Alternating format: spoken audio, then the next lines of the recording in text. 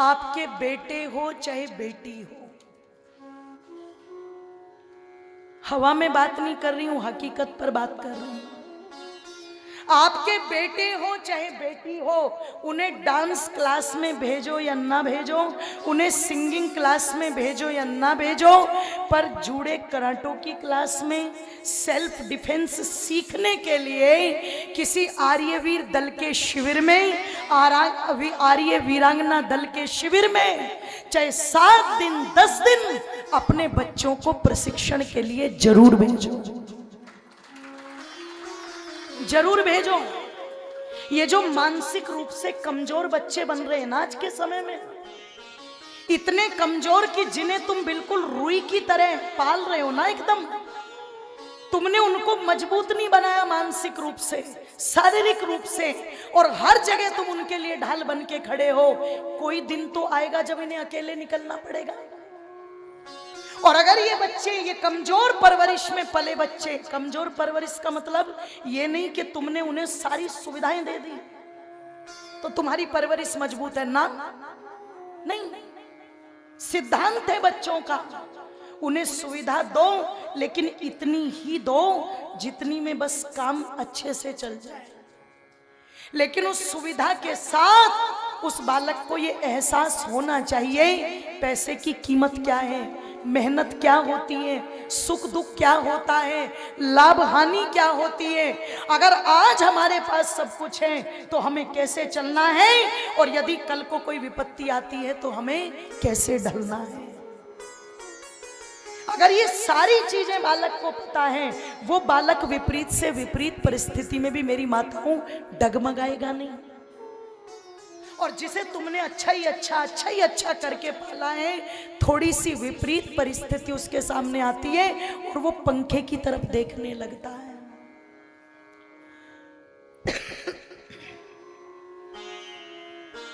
थोड़ी सी विपरीत परिस्थिति,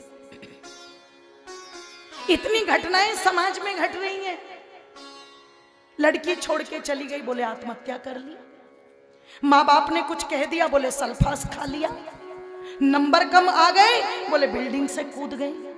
ये मरने की बात है क्या? आप विचार करो, कितनी कमजोर मानसिकता की पीढ़ी। इस पीढ़ी को ऐसे कमजोरी से तैयार मत करो। सुख दो, सुविधाएं दो, लेकिन उनमें भी एक नियंत्रण रखो, और उस बच्चे को विपरीत परिस्थितियों से लड़ना भी, जोर से बोलो, सिखाओ, सिखाओ। इसीलिए कल कहा था आप लोगों के मध्य में, इन्हें तुम राम बना दो, इन्हें घनश्याम बना दो, इन्हें तुम राम बना दो, इन्हें घनश्याम बना दो। विपरीत परिस्थितियों से भी लड़ना। राम जी 15 वर्ष के हैं, ताड़का सामने आई, मुनि विश्वामित्र ने कहा राम दया मत करना। भैया इको कम करो, ये होल है। कल माइक अच्छा चलता था बहुत, आज बदल दिया आप लोगों ने। इको कम करो, मेन आवाज बढ़ाओ। बोलिए श्री रामचंद्र भगवान की जय। कह दो आप लोगों के मध्य में 15 साल की आयु है, सन्यासी बराबर में खड़ा है, और क्या कह रहा है सन्यासी? ये नहीं कह रहा ये राक्षसी एक गाल पर चाटा मारेगी तो दूसरा भी आगे कर देना। उन्हें लोगों ने कहा महात्मा, पर मेरे देश के महात्मा कैसे होते थे? राम ताड़का पर दया मत करना, ये सुंद की पत्नी है, मायावी मारीच की मां है, मलद करुष जैसे देश उजाड़ दिए हैं, गौ माताओं को मारने में गर्व करती हैं, ब्राह्मणों को, ऋषियों को सताने में बड़ी प्रसन्न होती है। ये राष्ट्रद्रोही है, धर्मद्रोही है, और जो राष्ट्र के लिए घातक है, जो धर्म के लिए घातक है, राम, वो किसी भी स्थिति में दया का पात्र, जोर से बोलो, उसे तुरंत मिटा देना चाहिए।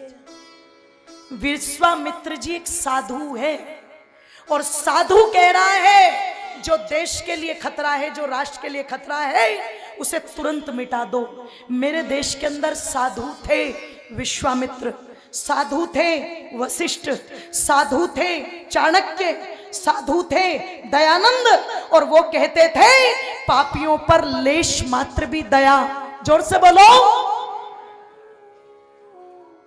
आज तो निर्भया के हत्यारों को 7 वर्ष लग गए फांसी तक ले जाने में। आज तो बार बार दया याचिकाएं दायर की जाती है, ध्यान रखिएगा। दिल्ली में किसी के कपड़ों पर जरा सा रंग क्या पड़ गया कि चटनी पीटने वाली सिल से पीट पीट के मार डाला।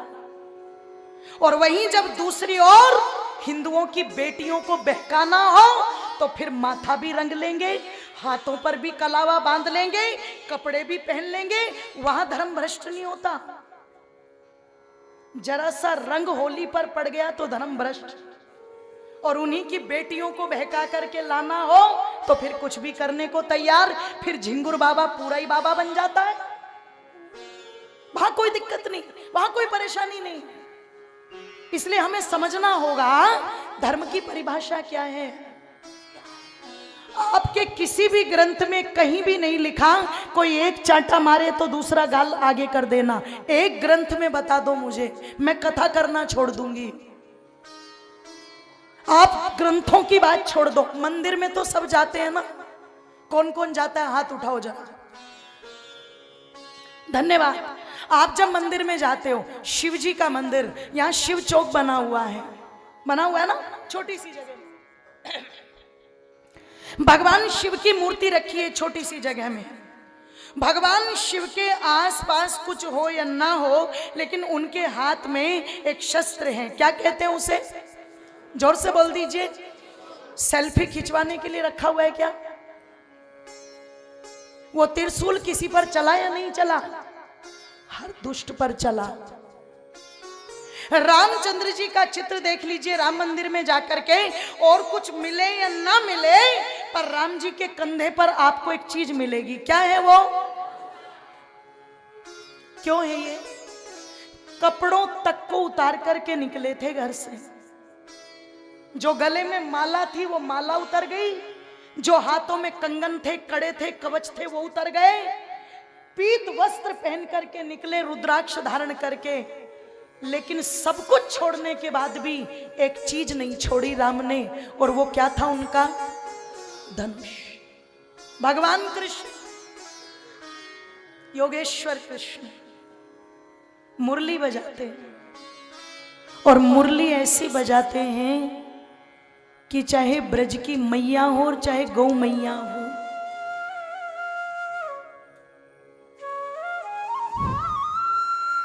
सब पास आकर के खड़ी हो जाती थी उस धुन को सुनकर के। इतनी सात्विकता, इतना प्रेम। देखो ये हमारे भैया बजा रहे, महसूस करो, रोंगटे खड़े हो जाएंगे आपकी। इतनी प्यारी लगती है। बोले कृष्ण कन्हैया लाल